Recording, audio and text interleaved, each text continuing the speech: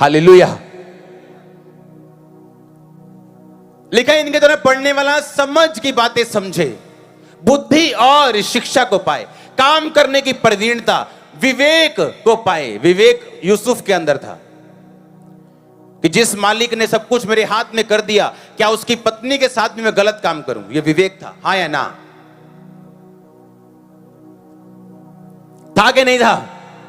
Bible में कहीं नहीं लिखा था व्यभिचार नहीं करना, लेकिन विवेक बताता था कि यह गलत है। आप जब वचनों को पढ़ना शुरू करते हो, विवेक आपकी लाइफ में काम करना शुरू करता है।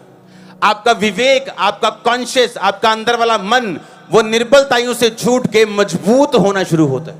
हालेलुया। अब रास्ते में आपको कोई चीज बड़ी मिल गई, हाँ मोबाइल मिल गया, किधर है किधर है, चलो छड्डो कोई नहीं, मैं तो पूछा सी किधर, कोई आया ही नहीं मेरे को। हाँ, और विवेक क्या कह रहा है? तू कोई क्या है? दोषी। हाँ, पर अगर तू सचमुच देना चाहे, 10 रुपए का बर्गर खाना हो ना, नाले फेसबुक, वो फोन क्यों नहीं फेसबुक पे चढ़ा कि मुझे मिला है भाई ये वाला फोन, मुझे फोन करके ले लेना? हाँ नहीं, विवेक क्या है? निर्बल है। और धीरे धीरे निर्बल विवेक मरता है। अगर कमजोरी का इलाज ना करो, लोग क्या करते हैं? मरते हैं। बीमारी का इलाज ना करो तो क्या करते हैं? मरते हैं। पर अगर इलाज कर दो तो वो जीते हैं, हाँ या ना? अपने विवेक को निर्बल होने से रोको।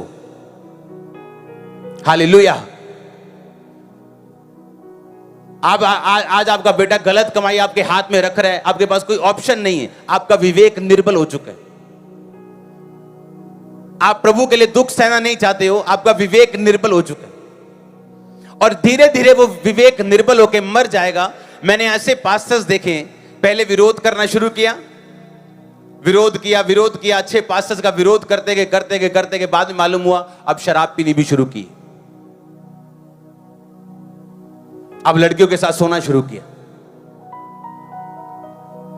आपने मार दिया ना धीरे धीरे विवेक को, खत्म कर दिया। अब आपको कोई पाप लग नहीं रहा, अब हर चीज को बाइबल से घुमा के अब पेश कर रहे हो। कहते इनको पढ़ने वाला विवेक पाएगा। एक जगह हम पहाड़ों पे घूम रहे थे और ऐसे हम आगे निकले और इधर हमने एक लेडीज को बैठे देखा, काफी लेडीज थी, मेरी वाइफ थी, साथ और भी लोग थे। ऐसे 3-4 लेडीज बैठी, वो एक ही बेंच है पूरे पहाड़ के ऊपर। हम आगे निकल गए पैदल चलते चलते, मौसम अच्छा था, वापसी आके हम उसी बेंच पे बैठ गए और मुझे आईफोन मिला ब्रांड न्यू। और मैंने सबसे पूछा टीम से, मैं किसका है? कहते किसी का नहीं है। मैंने कहा उन्हीं लेडीज का है जो यहां बैठी थी। उसको ढूंढ के दिया हमने वापस, खोज पड़ताल की उसकी।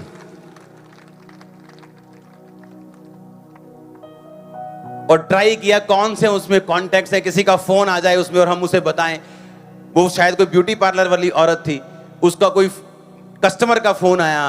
हमने कहा कि हम ऐसे ऐसे पहाड़ के ऊपर थे, तेरी मालकी, तेरा जो जिसके पास तूने ये मुंह चमकाने जाना है वो कहीं और है, उसको बता ये फोन मेरे पास है। और जब मैं गाड़ी में नीचे आ रहा था तो वो लेडी हैरान थी बिल्कुल, और हैरान होकर हमारी तरफ देख रही थी कि इन्होंने फोन क्यों वापस कर दिया। मैंने कहा तेरे फोन के चक्कर में जो खुदा ने मेरा करोड़ों अरबों रखा है, मैं वो नहीं गवा सकता। आमीन। अगर आपका विवेक निर्बल है तो प्रभु आपसे अगर बात करे तो सुनेगी नहीं। अगर मरा हुआ है तो बिल्कुल नहीं सुनेगी।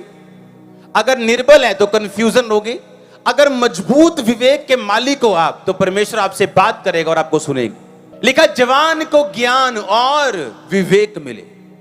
जवान को ही क्यों ज्ञान मिले, बुढ़े को क्यों नहीं? हाँ, पढ़ेंगे दोबारा क्या लिखा उसमें। कहता भोलों को चतुराई, 4 आयत में, जवान को ज्ञान और विवेक मिले। अपने पड़ोसी को बोलो, बोलो भोलों को चतुराई, जवान को ज्ञान और विवेक मिले। जवान को ही ज्ञान क्यों मिले, बुढ़े को क्यों नहीं? हर बंदे को ज्ञान की जरूरत है।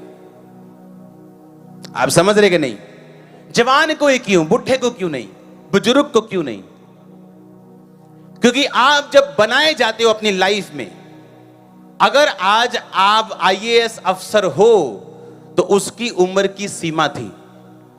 आप 45 साल के हो गए, अगर आप सोचे मैं आईएएस अफसर बनना चाहता हूं तो आप नहीं बन सकते। हां या ना? अगर आप 50 साल के बाद सोचो कि मैं सरकारी जॉब में चला जाऊं, आप नहीं जा सकते, उसकी उम्र की सीमा है। हां या ना? तो जवान को ज्ञान चाहिए। कौन सा ज्ञान?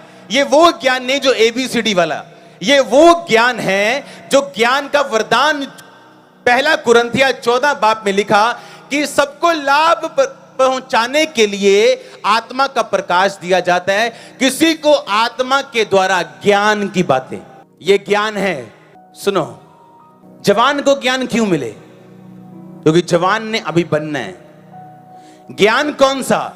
जो यहोवा डायरेक्ट आपको ऊपर से दे आपकी लाइफ के लिए, उसको ज्ञान बोलते हैं। आप जो ज्ञान समझ रहे हो वो ज्ञान नहीं, जो आप बाइबल से या आप किसी पुस्तक से या किसी शारीरिक नॉलेज से पढ़ के लेते हो, मैं उस ज्ञान की बात नहीं कर रहा हूं। ये वो ज्ञान है जो आपको प्रोफेटिकली मिलता है। हां, कि फलानी फलानी बहन की यूट्रस की रसौली निकल रही और वो निकलती, ये ज्ञान है हेवनली। इसे गिफ्ट ऑफ नॉलेज बोलते हैं। ये प्रोफेसी नहीं। प्रोफेसी और ज्ञान के वरदान में थोड़ा सा ही फर्क है और ये दोनों इकट्ठे काम करते हैं। जवान को ज्ञान क्यों मिले? क्योंकि जवान बंदा अपने कैरियर को बनाने की तरफ लगा हुआ है, वो कैरियर जो यहोवा ने उसके लिए अभिषिक्त किया हुआ। अब एक जवान जो व्यभिचार में है, उसको ये ज्ञान कभी नहीं मिल सकता, क्योंकि नीति वचन को पढ़ने वाला ज्ञान पाता है। और नीति वचन में लिखा, हे मेरे भाई, तू ऐसी स्त्री की डगर पे मत जाना जो व्यभिचार में हो, क्योंकि ऐसा नहीं हो सकता तू अपने छाती के ऊपर अंगारे रख ले और तू जले ना। लिखा, ऐसे व्यक्ति जो व्यभिचार करें उनकी नाम धराई कभी ना मिटेगी, उन्हें अपमानित होना पड़ेगा, उन्हें घायल होना पड़ेगा, उनकी बेइज्जती कभी ना मिटाई जाएगी जो हो जाएगी दुनिया के ऊपर। अब आप कैसे एक्सपेक्ट कर सकते हो कि आप व्यभिचार में हो और आपको यहोवा का ज्ञान मिले? इसलिए आप एक काम खोलते हो, वो फेल हो जाता है, क्योंकि वो शारीरिक ज्ञान से खुला हुआ है। अच्छा, ये एरिया में बुटीक बड़ा अच्छा चलता है, पर चला नहीं। अरे खामरा में चर्च ओपन कर रहा है, अरे यार बेवकूफ है तू। एक भी 2-4 क्रिश्चियन फैमिलीज तो वहां पे हो, वहां पे तो 10 क्रिश्चियन नहीं है। कहां खोल रहे? शहर के इतने दूर खोल रहे।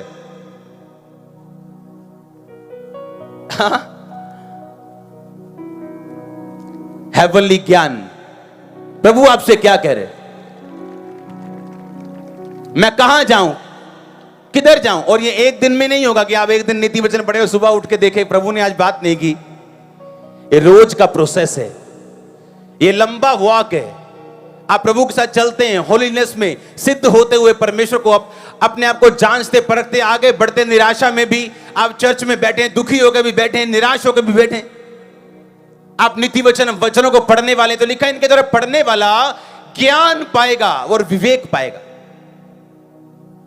अब आपको ज्ञान है, आपको मालूम है मैंने क्या करना है, पर विवेक नहीं, किसी काम का नहीं। विवेक है अंदर, अच्छा विवेक है, पर ज्ञान नहीं, वो किसी काम का नहीं। आप स्वर्ग चले जाओगे उस विवेक के कारण, पर असफल होकर धरती के ऊपर स्वर्ग जाओगे। धरती के ऊपर सफल रहना और स्वर्ग में भी सफल रहना, इसके लिए आपको ज्ञान भी चाहिए और विवेक भी चाहिए।